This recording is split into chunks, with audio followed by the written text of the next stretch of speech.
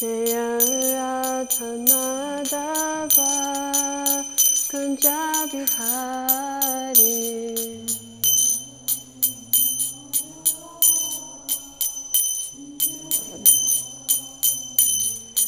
Gopi Janavalabha Giridharadhari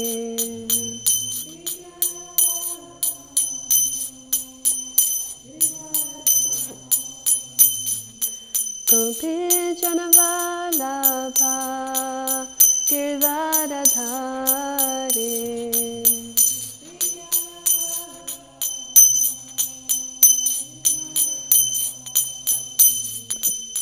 Yashodanandana Vraja Janaranjana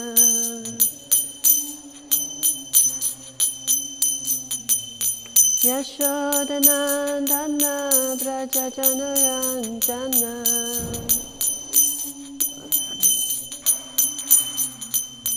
Yamuna Tira Vanachari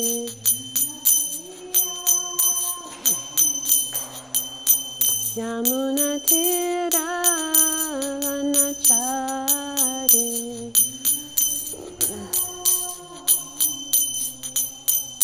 Jaya Radha Madhava Kunja Bihari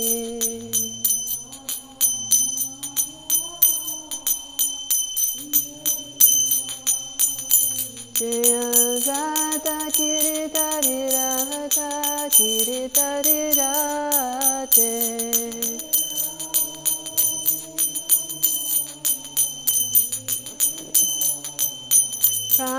Prabhupada, Prabhupada, Prabhupada, Jaya Jaya Prabhupada.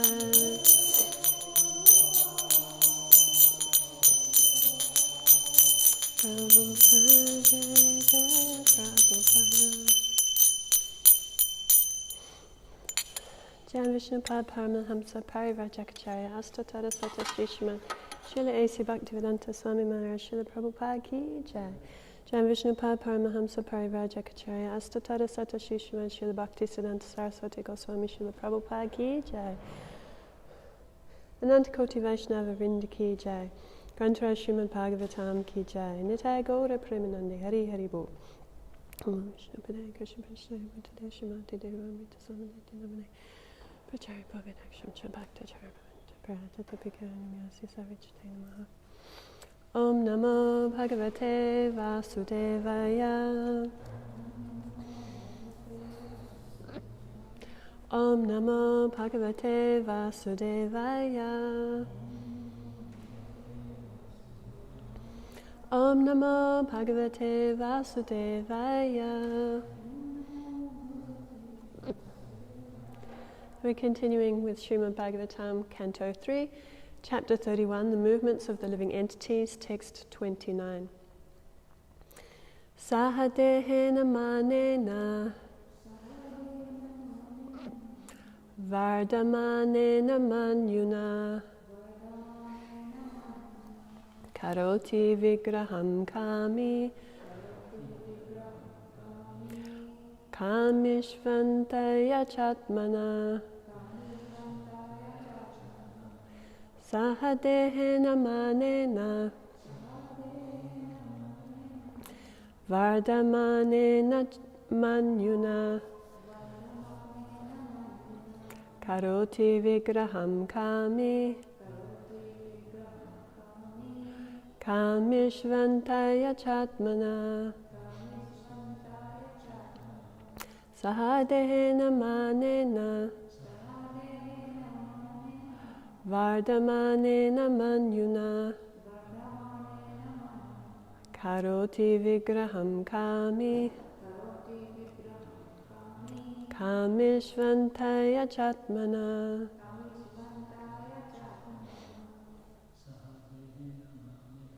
Sahadehena manena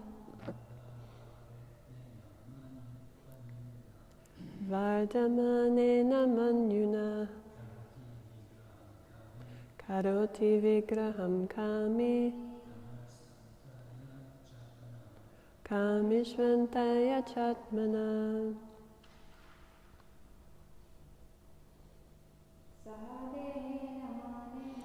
Sahadehena manena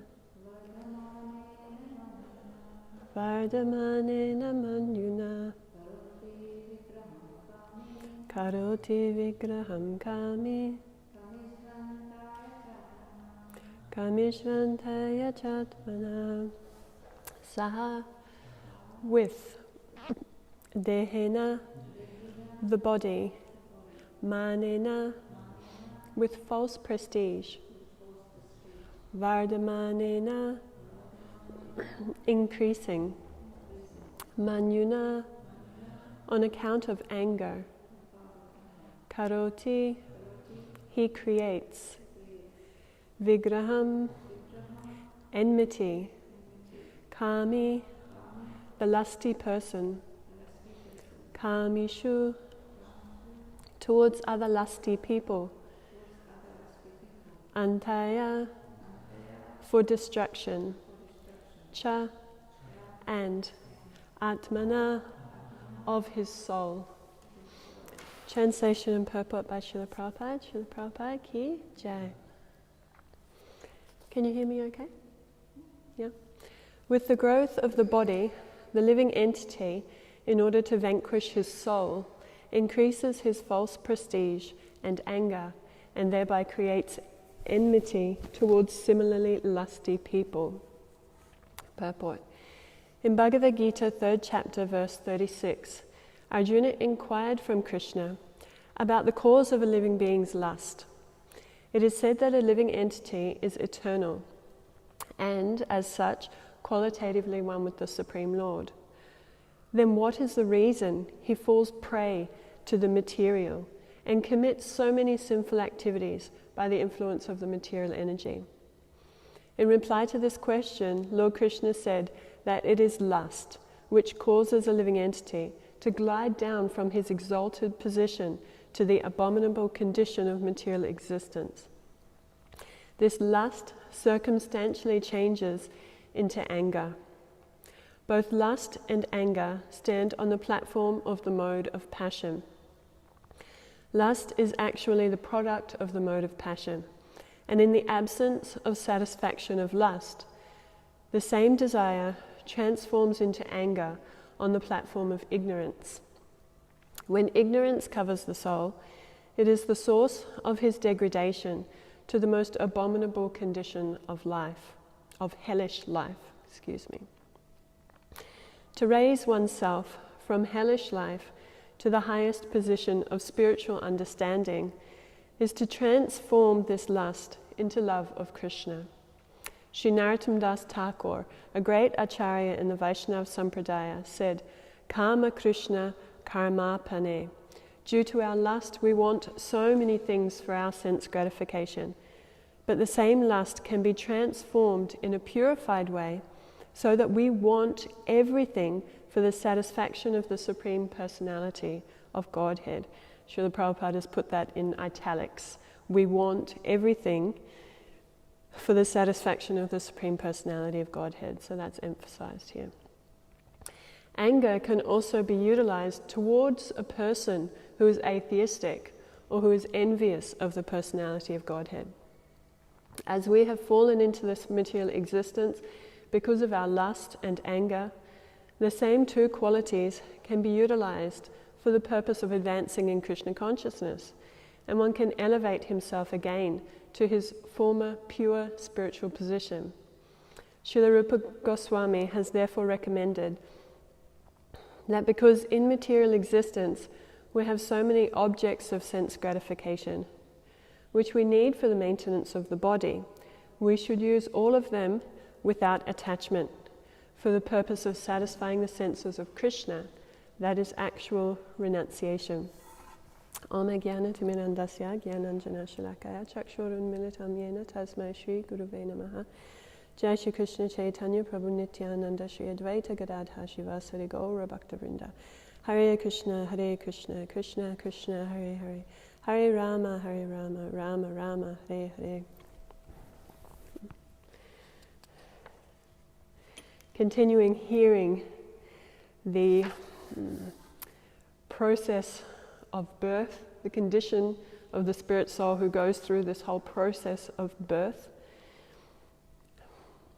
And now the continuation of the condition of the spirit soul within the material body outside of the womb starting to grow. So with the growth of the body, this is today's verse, with the growth of the body, the living entity, in order to vanquish his soul, increases his false prestige and anger, and thereby creates enmity towards similarly lusty people.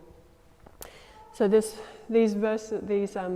chapters in the Bhagavatam are very instructive, very descriptive. We first hear of the very painful condition of the living entity within the womb of the mother. Then we hear of the very challenging experience of coming out of the womb and the helplessness of that living entity. And we hear of the very sad position of what it means to actually take birth into the material world. Because we hear that within the womb, the fortunate living entity, what does he do? He turns to Krishna and prays. Please, my Lord, I understand that I'm helpless. I understand that you are the Supreme Lord. I understand my position, that the fortunate living entity within the womb is actually in full consciousness, is conscious of Krishna. And yet, when we're born into the material energy, when we come out from the womb, forgetfulness washes over us like a wave, and we can't remember. We can't remember who we are, we can't remember who Krishna is. All of a sudden we're just washed over by Maya. This is why Srila Shukadeva Goswami didn't want to come out. You know, why would I come out of here? I know that I'll be affected. So we're washed over with this forgetfulness, we're washed over with the material energy to such an extent that now we're in full ignorance. And then we hear of the difficulties of the baby, the poor baby who's laying in its own stool and urine and crying and can't get what it needs, it can't even move, can't express itself. Anyone who's a parent, we remember that experience of the baby. They're so helpless. They can't communicate. Anyway, it's a very challenging situation that the living entity is placed in due to this whole process of birth. And now, with the growth of the body, so the living entity, the body is growing. What happens is that, as the Bhagavatam describes, our false prestige increases. So our identification with our body increases. As the body grows, we start to identify ourselves with our family, with friends, with a certain nation, with groups of people, and that whole bodily identification becomes stronger and stronger. And as Arjuna asks this question, such an intelligent question that he asks Krishna in the Bhagavad Gita. He asks so many intelligent questions, but this is definitely one of them. Why is it that the living entity is impelled to sinful action? Why? As if by force, Arjuna says, yeah? Let me see. This is the 36th text of the 3rd chapter of Bhagavad Gita. Arjuna said, O descendant of Vrishni, by what is one impelled to sinful acts, even unwillingly, as if engaged by force? Why do we act in this way? And it's such an intelligent question, because in the material world, it's like that. It's like you're being pushed and pulled and forced to act. And Krishna gives this very wonderful answer. He says, it is lust only, Arjuna. It's simply lust, which is born of contact with the material mode of passion. So as soon as we are born, as soon as we're in this material energy, we're in contact with the material modes of nature. We know that. So when the pure spirit soul comes into contact with the material modes of nature, this is what happens. We obtain this lust. That natural sense of the living entity within the womb crying out to Krishna, understanding your position, understanding Krishna, that natural position of consciousness of Krishna becomes covered by the modes of material nature, womp. And we're covered by the modes of passion, ignorance and goodness. But when we're covered with this mode of passion, what happens is that natural position, Srila Prabhupada describes this, that natural position of our love for Krishna. And what does that mean? That means we want to please Krishna, we want to serve Krishna. We are happy when Krishna's happy. Krishna's number one, Krishna's the center, we are the servant. That's our love for Krishna. And we understand that love for Krishna happens in many different rasas and different tastes, but that overall symptom is that we want to please Krishna. It's Krishna's pleasure that's number one, not mine. And that takes on many different shapes and forms according to our relationship with Krishna. But we want to please Krishna, we want to serve Krishna. So that love for Krishna gets transformed into lust because we're in contact with material modes. So then what does it look like? It looks like, I want things for me. Yes. I want to please me, I want to serve me, and I just want things for me. And as we understand from Bhagavad Gita, the mode of passion, one of its qualities is always increasing. That's the mode of passion. So these desires that we have, this lust that we have, that we need things for ourselves, we want things for ourselves, I want to be happy, I want this, I want that, I want this, I want that, simply increases and increases under the mode of passion. So this is lust.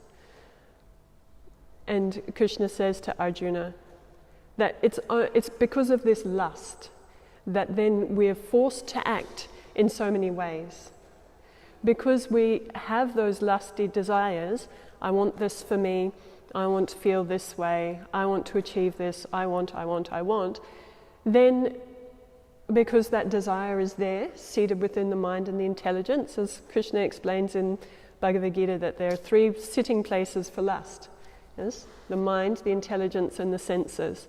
So when we're covered by these lusty desires, seated in our senses, seated in our mind, in our intelligence, what happens? The intelligence and the mind start working out different plans of action to fulfill our lusty desires. Then it comes out through the senses. So we're simply being pushed by this mode of passion, by this lust, we're being pushed to fulfill those desires. And because of the mode of passion's quality of ever increasing, it just gets, what does Krishna say? It burns like fire and is never satisfied. It's, the fire, when you take care of it, just burns and it burns. If you take care of it, you feed a fire properly, it will just continue burning as long as you keep feeding it. So because we feed our lusty desires, then they just increase, keeps burning. And no matter how we are forced to act in this material world, we never get the satisfaction for those desires. And then what happens, Krishna describes, then it is transformed into wrath, it's transformed into anger. So either we are unable to fulfill our desires, and then we get angry about that. We're upset. I've got so much desire and I can't get it. So then we become angry. Or we manage to get it in some way, but it doesn't satisfy us still, even if we get a taste of it. Even if we fulfill it to our maximum expectations, which is very, very rare, it doesn't give us the satisfaction that we're after. So then we still feel angry. The second chapter of Bhagavad Gita, Krishna explains this to Arjuna also very nicely. How does this whole process work? And he describes when Krishna is speaking about sense control and the importance of sense control, he describes to Arjuna that when we contemplate the objects of the senses, we become attached to them. So first we have we have an idea, yes? It starts with the desire, starts with this lusty desire, something I want for myself in many shapes and forms, that can be such a subtle little thing, or it can be very gross. But it starts with that. So we start with the desire, and then we start to contemplate it. Well, we start to think about it. We start to focus on that. It creeps into our mind and intelligence, and we start to really think about how this is going to play out. And then, by that process of contemplation, we become attached to it. And think, yes, this is a good idea. We're running it through in our mind. And we see this is a very strong quality of the mind, isn't it? That it projects forward. It's like we have a desire, and then the mind will take us from that desire to how we're going to get it, what we're going to feel like when we get it, what's the outcome going to be, how you're going to get all this complete satisfaction, and everything's there. It just runs, just continues running through the mind. So when we contemplate in that way, then we get attached to the idea. Then from such attachment, lust develops. I really want it, really need it. And then anger comes from there. Because either it's not fulfilling or we can't even get it. Then we get angry.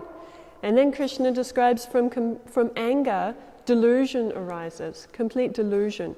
And from delusion comes bewilderment of memory. So we're heading from the mode of passion, these desires there, the whole idea, the attachment, the lust, and then we're heading into the mode of ignorance, comes after that. Then we get angry, we get bewildered, we can't remember who we are, what we're supposed to be doing, our real purpose in life, everything's foggy. Then we're in the mode of ignorance, covered by the mode of ignorance. And Srila Prabhupada in the purport here, this is text 63 to the second chapter, he makes such a wonderful point, and because I've always been a bit of a prasadam bhakta, this has always been very important to me. So Srila Prabhupada says here that after offering good eatables to the Lord, the devotee takes the remnants called prasadam. Thus everything becomes spiritualized and there is no danger of a downfall. The devotee takes prasadam in Krishna consciousness. And what Srila Prabhupada is describing is that when we use our senses in Krishna's service by taking prasadam, and we know we can do that in many other ways also, but specifically by taking prasadam, then there's no danger anymore. We're protected. Because when we use our senses in Krishna's service, they're becoming purified, as Prabhupada's describing in this purport today, that those same desires, when they become purified, then they help us develop our Krishna consciousness. This is how we develop our Krishna consciousness. We need to purify our desires, turn it back towards Krishna-centered. So we need to purify these three sitting places for lust: the senses, the mind, and the intelligence. And we do that by using our senses in Krishna's service, utilizing our mind and our intelligence by studying Shastra, chanting Hare Krishna. Then we purify these sitting places for that lust.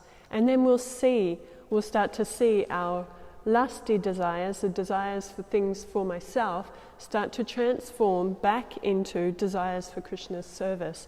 And as Prabhupada says, we want so many things for our sense gratification, but the same lust can be transformed in a purified way so that we want everything for the satisfaction of the Supreme Personality of Godhead. And we can see that in the example of so many wonderful devotees. We see that through the Shastra, we see that through Srila Prabhupada's disciples, advanced devotees. We can see that, how they want everything for the satisfaction of Krishna. And how that brings so much. The side point is that just brings so much satisfaction to the living entity, for us. But that's not the main point. The main point is that Krishna is satisfied, Krishna is pleased. And we see this in the exalted examples of the devotees in Vrindavan. We see this in this whole month of Kartik, where we're glorifying Mother Yashoda and her pure love. And as we recite through in the Dhammadarastikam, that Krishna is only conquered by devotees whose pure love is imbued with intimacy. Yes? Krishna wants us to just love him again. And then the roll-on effect from that is that the spirit soul is completely satisfied. So our journey through this material process of birth and death and disease and old age can come to an end, and we can be in our normal condition of simply serving Krishna for Krishna's pleasure.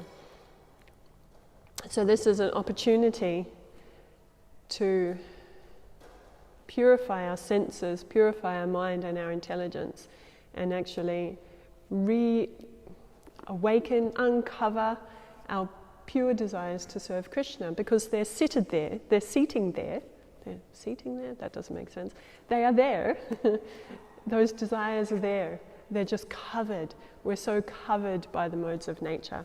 But when we can uncover that, through purification of the senses, purification of the mind, the intelligence, engagement in devotional service, then we become, our pure spiritual desires will become uncovered.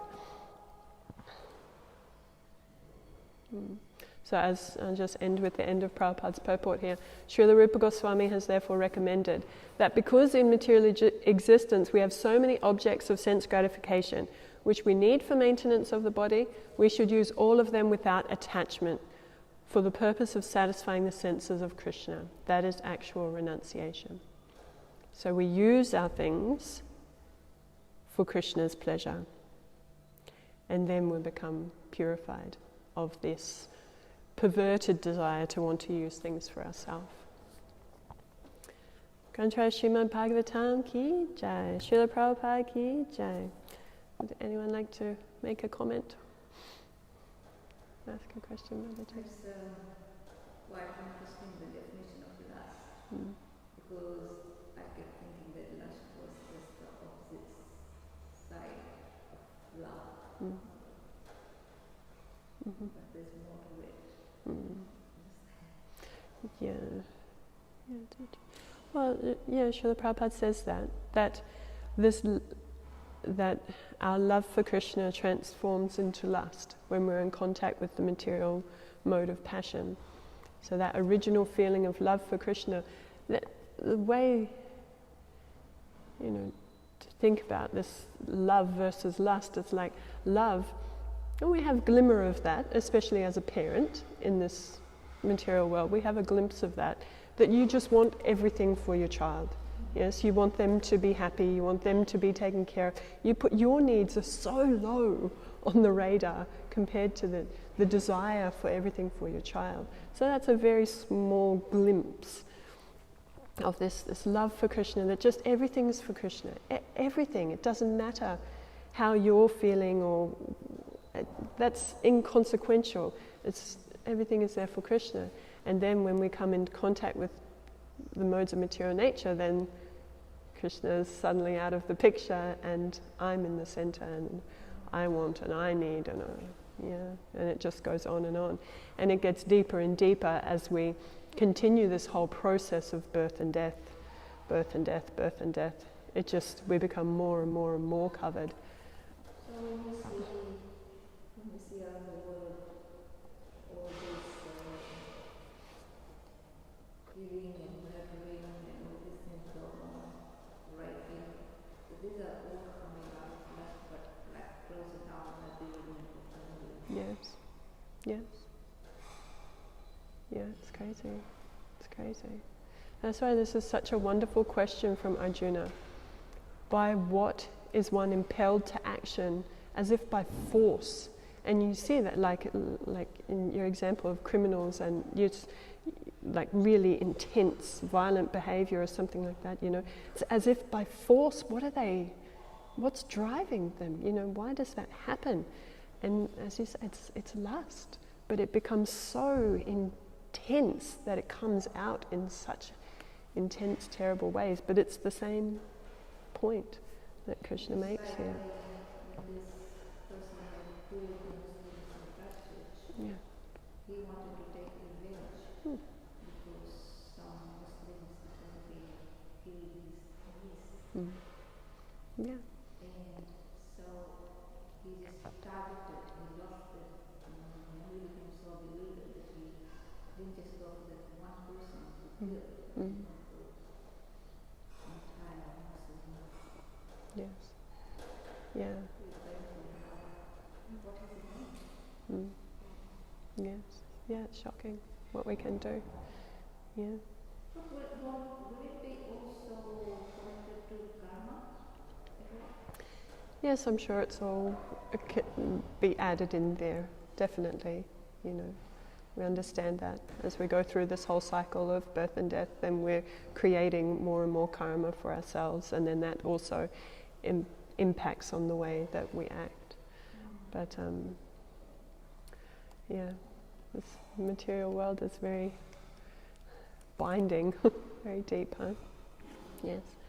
Anyway, we have the opportunity now to purify that, change our lives, and help others change their lives as well. Srila Prabhupada ki jai.